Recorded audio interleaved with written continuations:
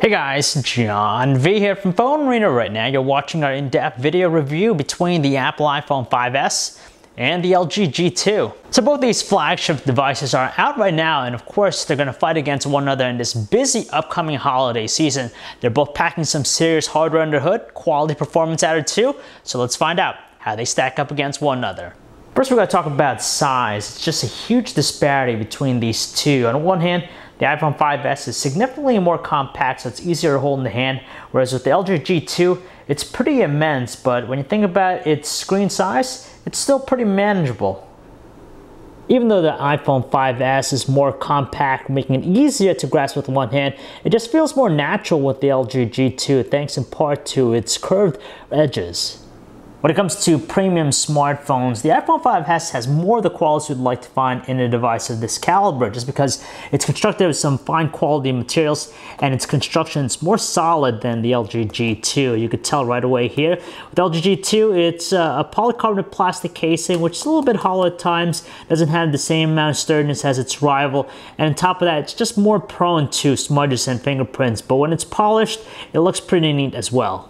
There's also a noticeable size difference with their screens. It's a 4-inch Retina display on the iPhone 5S with a resolution of 1136 by 640 pixels versus the larger 5.2-inch advanced IPS LCD display on the LG G2, which features a resolution of 1080p, so 1920 by 1080 pixels. So on paper, it's the LG G2 that has the superiority when it comes to pixel density, and honestly, the only time we notice it is when we look at the two displays up close and personal, but when we're looking at them from normal distances, it's almost negligible. They're both pretty sharp and detailed. Another thing worth pointing out with the LG G2's display is just how tiny the bezels are on the left and right side, so it really takes advantage of the real estate.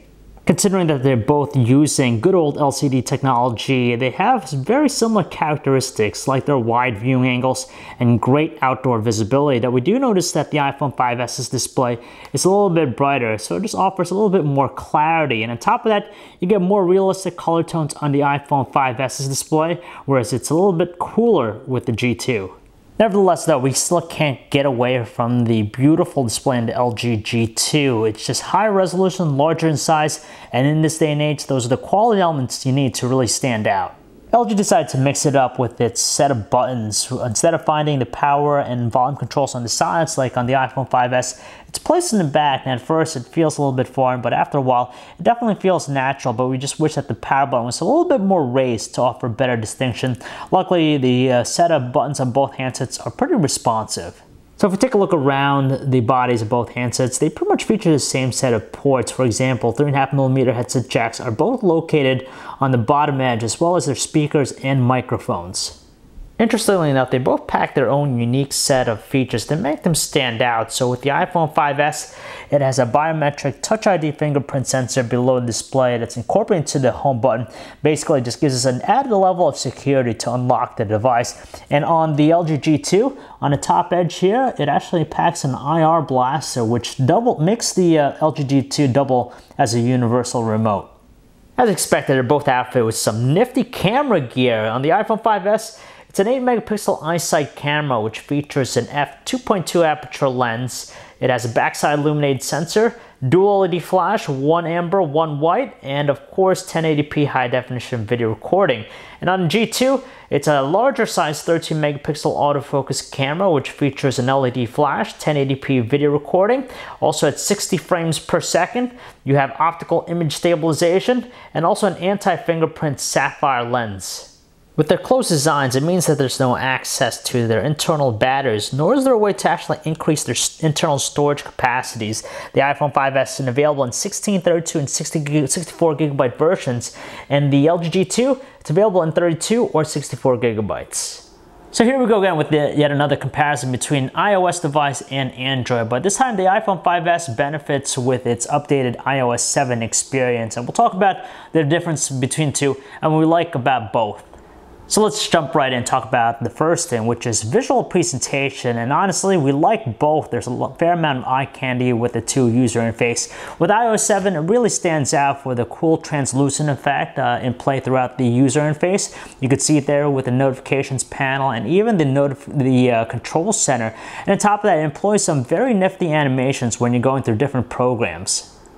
Equally as compelling is the G2's user interface. Now it's running a customized skin on top of Android Jelly Bean, and you can tell here it utilizes a cool amount of animations. And if you like personalization and customizing the home screen, you're gonna like what the experience here has to offer, just because you could pretty much control everything from the different type of screen swipe effects that goes on to even just the look and feel of the UI with all the different widgets.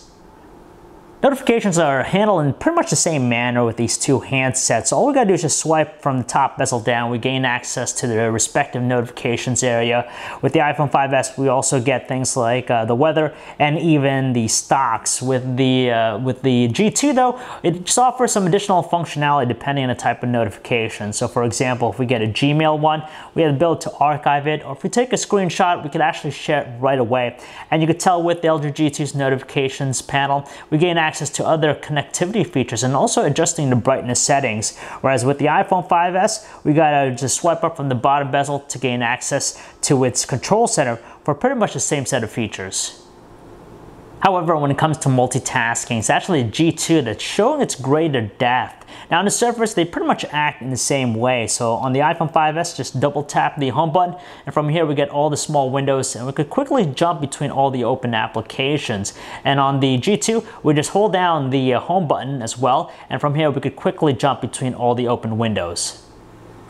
Taking it further are the slide aside feature and also the Qslide apps that are available on the G2. Now with the Qslide apps, they're basically mini versions of their larger app counterparts. So basically here we have a calendar app, so we can lay it on top of whatever we're doing. On top of that, we could add some transparency so we could view something else, which is pretty nifty.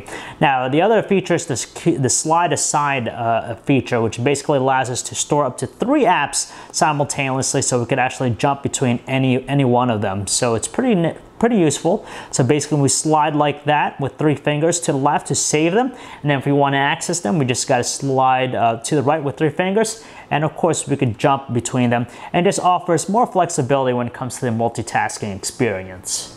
And both devices offer a very unique way of unlocking the two. Now with the iPhone 5S and its biometric Touch ID fingerprint sensor, all we got to do is just place our thumb on the lock screen, and from here it recognizes it and opens up the device for us. And on the G2, instead of pressing the power button to turn on the device, all we got to do is just double tap the screen at any time. It'll turn it on, and if you want to turn it off, we just got to double tap anywhere that's considered dead space, and automatically will dim it. Mainly because it has the larger display, the LG G2's on-screen keyboard benefits with a more spacious layout, and you can see the difference between the two. But the iPhone 5S is still pretty good on its own just because it's super responsive, it's simple, and has a killer autocorrect feature. And I think that we appreciate about the G2 is that it provides us with some numbers and even some punctuations directly from the home screen. Naturally, we have little complaints about the web browsing experience with these two handsets just because they feature 4G LTE connectivity, so pages load up very quickly, and on top of that, the performances are nice and fluid. You could tell pinch gestures and even connect scrolling are pretty much buttery smooth. But just because it has a larger display and high resolution, the LG G2 just seems like the more ideal device to use. These two are just absolute speed demons. They're packing some impressive hardware under the hood, and honestly their performance pretty much rival one another, especially here in the home screen. They're very snappy, and we gotta say we're very impressed. Now with the iPhone 5S, it's packing along a one-of-a-kind Apple A7 processor clocked in 1.3 GHz, and it's unique for being a 64-bit base processor. Now it's not fully optimized right now, but down the road, as developers and app makers continue to harness the power of it, we're going to see better performance out of different things. At the same time though, the G2 is relentless with its performance as well. It's packing along an impressive quad-core 2.2 GHz Qualcomm Snapdragon 800 processor with 2 GB of RAM, and you could tell here it is very snappy and everything just has a really tight feel to it and handles even more intensive things like gaming with no issues at all. The music players are very pleasant with these two handsets, and for the most part, they're pretty much conventional looking, and their functionality is pretty much on the same path to one another. But the cool thing about the LG G2 is that we could actually gain some layers to certain songs. Now, as far as the audio quality with their speakers, it's pretty crazy, but it's actually the iPhone 5S that's emitting the stronger, more robust tones between the two. It's just rather weak with LG G2. There are no problems whatsoever when it comes to playing high-definition videos with these two handsets, and you could tell they're just performing flawlessly. Now, the G2 just seems like the more ideal device just because of its larger display and it's also higher resolution. At the same time, though, it has some neat features, especially in the multitasking department, which really makes it very useful as well. For example, you could use the Qslide function to actually minimize it, so basically it's layered on top of whatever you're doing, so you could still watch a video while working. As you can probably tell, the camera UIs utilize pretty much the same layout. Mostly the viewfinder in the middle. On the right side, you have different buttons for things like the shutter key, and on the left, some additional options. So the iPhone 5S is very minimal with its feature set and doesn't offer any manual controls, whereas with the LG G2, it's just packing a lot of different shooting modes and really gives you more fine control with its different manual settings as well. We'll just get right into the nitty-gritty here, folks, but these two handsets take some stunning looking photos, perfect for 4x6 printouts. Now, it's a 13 megapixel autofocus camera in the G2 versus the 8 megapixel iSight camera in the iPhone 5S. Now, we're going to break it down to outdoor shots and indoor shots where there's some minimal lighting. Now, outdoors, we just give the slight advantage to the G2. It just takes some sharper looking details than the iPhone 5S. And we do notice just some digital noise in the iPhone 5S's samples when we check them out on a computer. Now, you're hardly going to notice it when you print them out as 4x6 shots, but when we look at the computer, it's quite obvious that the G2 edges out its rival.